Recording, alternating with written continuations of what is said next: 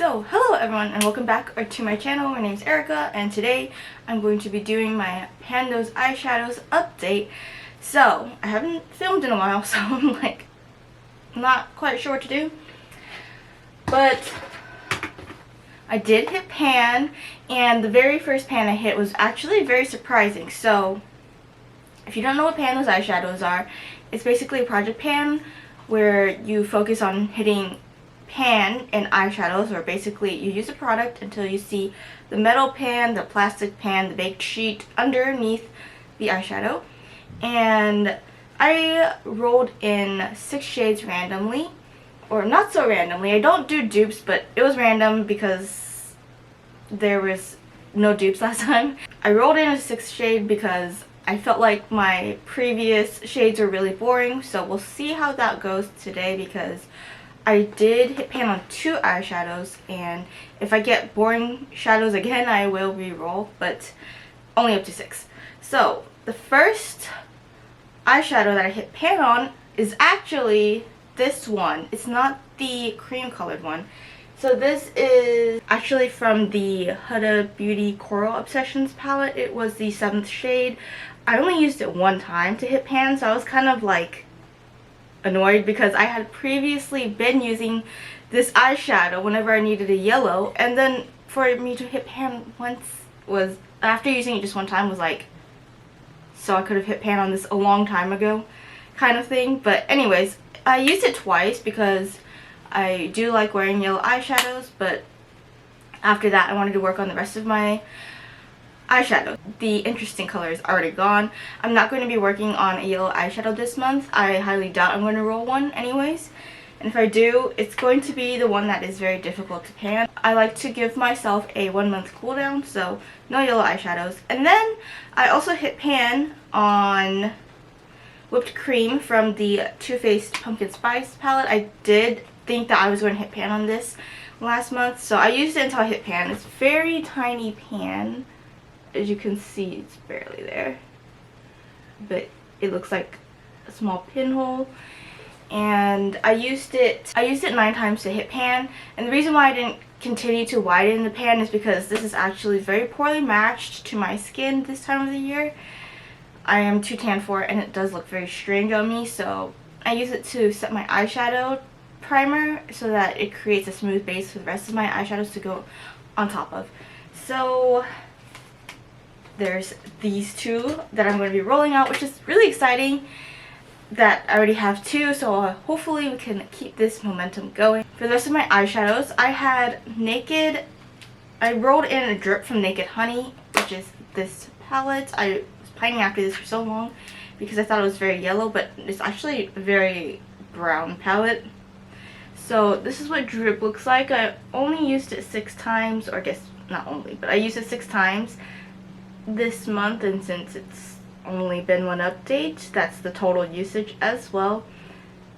You can see that the surface has been scratched, but I think with Urban Decay palettes they take a while, but I'm not sure. I use this as like a crease color, or do I use this as like a all over the lid color, and then I will put in a shimmer on my lower lid and then a darker shade on my outer corner. That's just how I prefer to wear makeup. Instead of going like a smoky eye this way, like vertical, I do build it horizontally. And yeah, there's not much use on this. It doesn't really show. You can tell that it's not smooth anymore, like the surface has been scratched, but that's about it. Because what I do is I will like swirl it, tap it, and then use it and then pick up the excess pigment and then do my other eye. I'm not here to waste product to see progress. And then I rolled in a shade from the Naked Reloaded palette, which is Barely Baked, and I think I tried using this one time before this. I like how this palette goes all the way back. Like I can hold it like this without the mirror showing. But this is what Barely Baked looked like. I was planning on using it as a highlighter, but honestly I don't think it would be a very good highlighter because it's really light. So I would pair this a lot with Drip from the other Naked palette, and it does appear very light, but when I do my version of a smoky eye, I guess, it doesn't look as bad because it like makes my eyes pop more, or not pop more, but it like pops more, and not in a bad way, like a this is the wrong shade kind of way, but more of a this is like the focal point of the eyeshadow look. I used it 8 times. Now moving on to my Too Faced Chocolate Gold palette, I rolled in the shade Decadent, which is the black shade. Of all the pretty colors I could have gotten in here, I rolled in the black, which, I mean, I don't mind too much because I know how to use black eyeshadow, but at the same time, it's kind of like, that was a 1 in 16 chance. So I used it 9 times actually, but it's a black eyeshadow. I don't think you can really see much progress on it. I barely used it before this project pan as well. When I'm looking at it, I can see scratch marks in the middle because I prefer to use this as a liner. So I'll take like an angled thin brush and then use it as liner on top of my Killer Cashmere eyeliner, which is like a beige. So I'll use that as a template, and then I'll go over the top of it with this black eyeshadow so that it pops more, except I feel like that hasn't been working. It works just fine without the Killer Cashmere under it, but I feel like when I do put Killer Cashmere, I do get more of like an outline. So that's how I've been using it, sometimes as an outer corner shadow to kind of like make my eyeshadow looks more smoky. I feel like this isn't that pigmented though for like a black eyeshadow. I feel like it does sheer out very easily. Like, it's not as opaque as I would like it to be.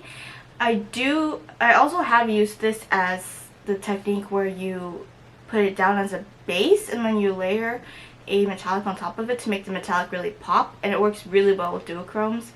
So the way I do that is I actually did purchase these cotton applicators, sponge tip applicators, yeah. I did purchase these, and I'm trying to reuse each one as much as possible before I toss it, because I was trying to look for like the brush where it's like more reusable, but couldn't find it, so I had to settle for these, and that's been working really well. So that's how I've been using this. And the last shadow I have is Moon Landing from Sydney Grace, which I have used 6 times. I feel like Sydney Grace shadows are hit or miss. It's like 50% chance for me. But I do really like Moon Landing, and it is this gray shadow here. I used it 6 times, if I didn't already say so. I do like pairing this with Decadent, and then also with this shadow right here, which I forgot the name of. It's a duochrome as well. It's like that blue purple shift. Oh, Red Chameleon. Actually, is this red? It's not blue purple shift, sorry. It is a red bluish shift, which is like actually I feel like one of the most common duochromes, but ta-da! This one does not have fallout, which is like one of my biggest pet peeves, that and patchiness. So I don't really care if it's not that pigmented. It's not a problem as long as there's no fallout or patchiness, and I feel like I've said this many times. So I have 16 different palettes I could roll from, and the 16th category is my quads palette, so that would include the duo that I just mentioned. There's actually no quads in my quads palette. It is either 2, 3, or 5. So I'm going to be rolling, and I'm not going to roll for the same palettes that I hit pan in, so no pumpkin spice and no quads. So let's get started. Number 1 is Hot Buttered Rum. Okay, grab for it. This is one of my favorite palettes, if not my favorite palette. So let's do 1 through 6 because I already hit pan on 2 of the shades, and we get number 4. So 1, 2, 3, 4, which is this one. This shade is really pretty. It looks really close to not barely baked. It looks really close to the eyeshadow stick I'm working on. But if I say no to this, I feel like I'm going to be I won't be able to use this palette because there's already browns in here, and I already am working on a brown in here, and there's a yellow in here, and I can't work on it. So I will take this, which is, it's called Warm and Fuzzy. It's a really pretty shade. I really like this palette. As you can tell, it looks pretty destroyed. So, okay, Warm and Fuzzy. And let's re-roll for the last shade because that is not colorful. Palette number 6 is, it is a colorful palette. I was wondering last time, so in the last video when I was editing, I was wondering like, why do I have all these neutral shades? And then I remembered like, most of my collection is now neutrals. So, this is the Milani Gilded Pastels palette, and there's 15 shades. So, number 2. Oh, it's the yellow.